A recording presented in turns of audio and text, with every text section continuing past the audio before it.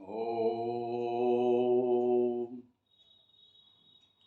ओम गणपति गुरु गौरी गिरा गोस्वामी गिरिजेश सहित शारदा नर्मदा रक्षा करें हमेश।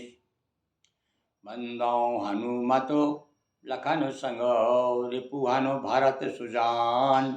सिया राम जी को नमन गाऊं हरि गुण गान। सियावर रामचंद्र जी की जय।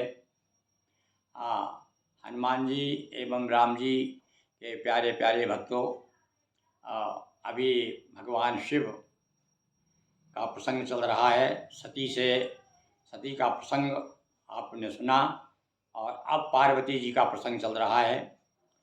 नारद जी थोड़ा सा हिमालय यानी हिमगिरी के परिवार में, हिमगिरी के घर आकर के एक कौतुक कर गए वो। और उनका कौतुक तो वही आपको कहीं कहीं तो बड़ी प्रसन्नता होती है और कहीं कहीं आदमी चिंता में पड़ जाता है। तो यहाँ जो पार्वती जी के बारे में जो कुछ कह गए, तो अब देखो, अब आप दोनों मैना और हिमगिरी दोनों पति पत्नी आपस में, नारद जी तो चले गए कहते हुए, सब बताते हुए, आश्वासन दे करके, समझा करके, थोड़ा दुख कुछ कम करके। किंतु भैया देखो, माँ की ममता एक अलग होती है। पार्वती को लेकर के मैना बड़ी चिंतित हैं। और अब वो आवत तो चले गए हैं। कही यस ब्रह्म भवन मुनि गायऊ आगे चरित सुनऊ जैसे का भयऊ। अब अगली का, अब वो गोस्वामी जी कहते हैं अब आगे का चरित्र सुनो भाई। नारद जी तो आग लगा के चले गए, यानी सूचना दे के चले गए कि क्या क्या होने वाला है तुम्हारी बच्ची के साथ, तुम्हारी बच्ची कैसे पति मिलेगा। और एक दिमाग घुमा के चले गए, पूरे परिवार में एक बवंडर पैदा करके चले गए। अब आपस में दोनों पति पत्नी, तो पति एकांत पाय कह मैना नाथ न मैं समझी मुनि बहना। अब उनको बड़ी चिंता हो गई है। पार्वती भी चली गई, वो भी चले गए। अब दोनों एकांत में पति पत्नी दोनों बैठे हुए हैं। अब दोनों आपस में बात कर रहे हैं और वो क्या कहती हैं कि मैंने नारद जी की बात मेरी कुछ समझ में नहीं पड़ी, कुछ पल्ले नहीं पड़ी, आप कृपा करके बताइए। जो घर बर कुल हो अनुपा करिए विवाह सुताव अनुरूपा। हाँ भैया देखो, ये भी शिक्षा भी दे दी इसके बारे में कि भैया घर में कहीं संबंध आप करें तो कहते हैं कि वरहीन नहीं होना चाहिए, भले घरहीन हो, क्योंकि घरहीन होगा तो भगवान की कृपा हो जाएगी, लक्ष्मी आ जाएगी फिर से। पर यदि वरहीन है तो पर वो या तो यहाँ कह रही हैं कि जो वर और कुल, घर भी अच्छा हो, वर भी अच्छा हो, कुल भी अच्छा हो। अब देखिए, कुल पर विशेष ध्यान दी जाए। हम लोग अभी आजकल आँख मूंद करके कर रहे हैं, तो इसलिए सारी विकृतियाँ पैदा हो रही हैं, तलाक के अवसर ज़्यादा आ रहे हैं। तो ये तीन चीज़ देखिए, पहले तो कुल देखा जाता है कि भैया उसका कुल कैसा है, उसके कुल में कैसी परंपरा चली आ रही। दूसरा क्या है, वर कैसा है, घर कैसा है उसका। तो तीनों चीज़ों पे ध्यान देना चाहिए। तो बड़े उससे कहती पतिदेव हो हैं, तब विवाह करना चाहिए पुत्री का। न तो कन्या बरु रहे कुमारी कंत उमा मम प्राण प्यार। यदि उनका कुल ठीक नहीं है और वर ठीक नहीं है, और बताते हैं उनका घर भी नहीं है कहीं, तो ऐसे घर वर कुल ठीक नहीं होगा तो मैं अपनी बिटिया का उनके साथ विवाह नहीं करूंगी, क्योंकि पार्वती मुझे प्राणों से भी प्रिय है। जो न मिले बर गिर जई जोगू और गिरी जड़ सहज कहें सब। अरे गिरी नाम आपका, गिरी नाम है, और गिरी तो वैसे गिरी का अर्थ ही होता है जड़, पर्वत होता है, पहाड़ होता है। तो आप सब लोग वैसे क्या ही है, अरे तो पहाड़ों पे रहते हैं, पहाड़ों के राजा हैं, तो ये भी वैसे ही, इनकी बुद्धि भी वैसे ही पहाड़ जैसी हो गई, वैसे ही जड़ हो गई। तो लोग नाम धरेंगे अपन लोगों को। तो इसलिए पार्वती को यदि योग वर नहीं मिला तो भैया अपनी बड़ी बदनामी होगी। तो क्या करे, सोई विचार पति कराऊ विवाहू और जे न बहोर हो यौर दाऊ। बहोर ही उर्दाऊ। देखिए बहोर क्यों कहा, फिर से एक बार हो चुका है। अब मतलब काफी दुखी हुई ना अभी बीच बीच में, तो वो ऐसे दुखी फिर से ना हो, मैं जीवन में दुखी होना पड़े। तो आप कृपा करके ऐसा उपाय कुछ बताएं। ऐसा कुछ अपने को विचार करना चाहिए कि अपनी बच्ची जो है सही स्थान पे पहुँचे हैं। अस कई परी चरण धरि सीसा बोले सहित स्नेह गिरीसा। अब तो जो है बार बार चरण पकड़ने लगी।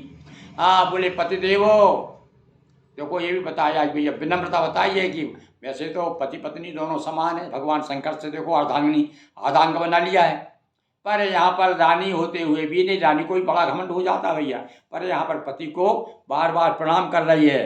क्यों?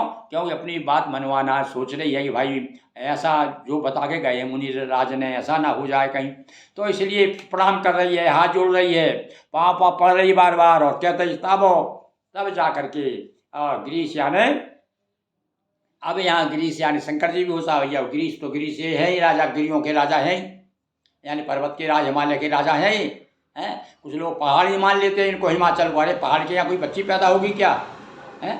अब ये तो मतलब सीधा सा ये कि कई बार क्या होता है हम भूल जाते हैं पूरा है। अब लोग कहते हैं अरे हिमाचल पर्वत है, पर्वत नहीं, वो पर्वत के तरह मतलब पर्वत का राजा है वो हिमाचल, हिमालय। और हिमगिरी कहते हैं, जैसे हिमाचल गिरी, गिरी उपनाम था उनका। जैसे कि आजकल जो ये जो 10 नाम आते हैं ना गोस्वामियों में भी गिरी, तो गिरी लिखते हैं तो क्या वो पहाड़ हो गए क्या भाई। तो ऐसे ही वो हिमगिरी हैं, और उनके पुत्र भी है मैनाक नाम के, वो भी गिरी हैं। तो भैया इस प्रकार से क्या कहते हैं, परु पावक प्रकट है शशिमाही नारद वचन अन्यथा नाही चाहे चंद्रमा। हाँ अब क्या कह रहे हैं भैया, देखो चंद्रमा चाहे शीतलता छोड़ दे, चाहे अग्नि शीतल हो जाए, पर नारद जी की बात झूठी नहीं हो सकती, क्योंकि उनसे जैसे ज्योतिषी आज भी कुछ ऐसे ज्योतिषी हैं कि डंके चोट पर कहते हैं कि ऐसा होगा तो होगा ही रहेगा भविष्य, क्योंकि गणित ज्योतिष का ऐसा गणित है, और जब गुरु कृपा साथ में मिल जाती है तो बिल्कुल ज्योतिष सटीक निकलता है। तो बोले नारद जी जो है जो पक्के ज्योतिषी हैं, उनकी बात झूठ नहीं। अरे ज्योतिषी के साथ साथ बहुत बड़े भक्त भी हैं वो, और ऋषि भी हैं, इसीलिए कहा है कि मिथा ना होए मिथा ना होए ऋषि की वाणी है। तो प्रिया सोच पर हरऊ सब सुमिरै श्री भगवान। अरे भैया आप तो भगवान का स्मरण करते रहो। देखो एक और बता दिया, संकेत कर दिया उन्होंने, कभी ऐसी कोई चिंता में आप पड़ जाएं हैं और कोई आप उपाय नहीं मिल रहा, उसका चिंता में ग्रस्त हैं, तो उस समय फिर सबको छोड़ करके भगवान के नाम का स्मरण करते रहना चाहिए। तो सबका सबसे बड़ा इलाज है, सारी चिंताओं को मिटानी, चिंताओं की सबसे बड़ी दवाई, तो सबसे बड़ी दवाई यही है कि बार बार अपने मन में भगवान का स्मरण करो। प्रिया सोच परम, और सोच को यानी चिंता में है समय मैना जी। तो कह रहे हैं हिमगिरी कह रहे हैं कि आप किसी प्रकार की चिंता मत कीजिए, पार्वती निर्मय यही सोई कर है कल्याण।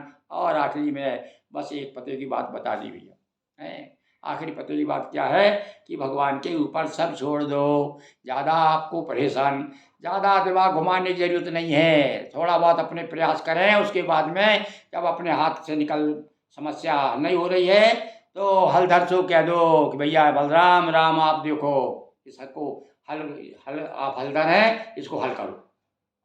तो इस प्रकार से भगवान के भरोसे छोड़ देना चाहिए। बोलिए सियावर रामचंद्र की जय, उमापति महादेव की जय, नर्मदा मैया की जय। हाँ तो भैया हम जो है अब 70 से 71 दोहे तक आ गए हैं। चलिए इसी प्रकार से रोज आपके सामने आने का हमें अवसर मिल रहा है, और आप अवसर के साथ साथ हमारा ये सौभाग्य अपने आप को मान रहे हैं कि कम से कम एक घड़ी आधी घड़ी और आधी में भी पुनियाद, तो ये पुनियाद वाली बात है भाई। केवल 10 मिनट मिल रहा है हमको इसको सुनाने में। चलिए कल फिर हम आप यहीं इसी मंच पे आपसे मिलेंगे, तब तक के लिए आप सभी से राम राम।